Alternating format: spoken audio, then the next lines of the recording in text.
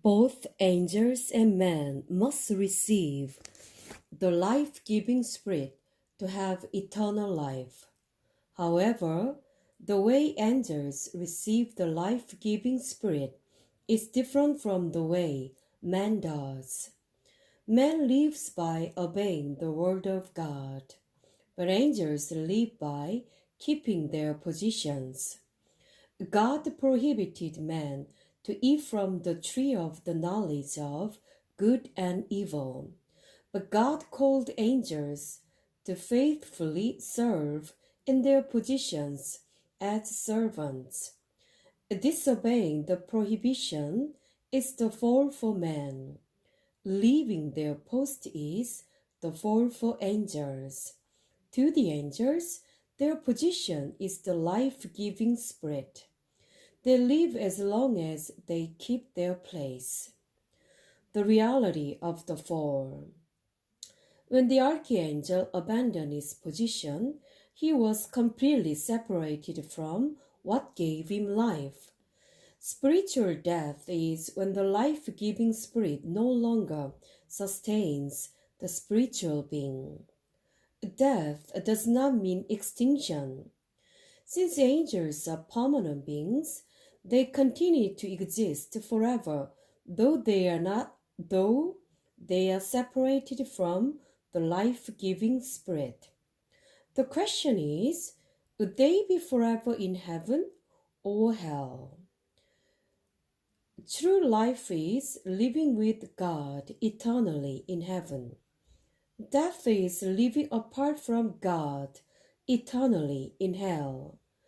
Without the life-giving spirit, spiritual beings do not have true life. It is the same case with man. Spiritual death does not mean non-existence. It means that its spirit lacks the ability to be with God. As stated in the previous chapter, true life is light. This light is called the glory of God. True light is in the Word of God. This Word is truth. God's light, truth, and life are all one. The angel who abandoned his position was cut off from this life, being also devoid of light and truth. God imprisoned the angel who abandoned the light, truth, and life. So he kept him under darkness. Since light did not exist, there was no life. Because there was no life, there was no truth. God gave the devil the authority to rule over this darkness. This actually limited his reign only to darkness. There, the devil became the ruler of darkness, death, and lies. Remember that the light, truth, and life are one. Then, who is the light? Who is the truth? Who is the life? Jesus. He said that He Himself is the way, the truth, and the life. In the beginning was the Word, and the Word was with God, and the Word was God. He was in the beginning with God. All things were made through Him, and without Him nothing was made that was made.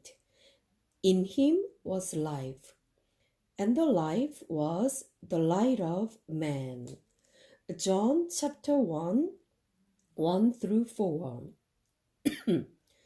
Jesus said to him, I am the way, the truth, and the life.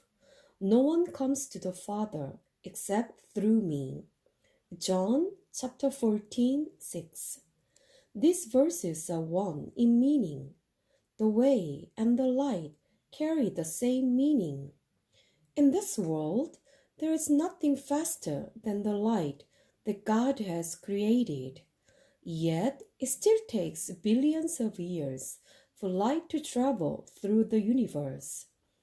If prayers travel through space into heaven by the created light, then it would take thousands of years to receive an answer from the throne in heaven. But if prayers are offered by the glory of God, then answers can come in a moment of time. Every spiritual being must come before God by His glory in order to establish communication with Him. Therefore, the glory of God is the way to come before God. The fallen angel can never see or use the glory of God, since he was voluntarily left his domain. Since he has no glory, he has no life. He only possesses death. Thus, he is called the one who has the power of death. Since he has no life, he has no truth. He only embraces lies. The devil is called the father of lies.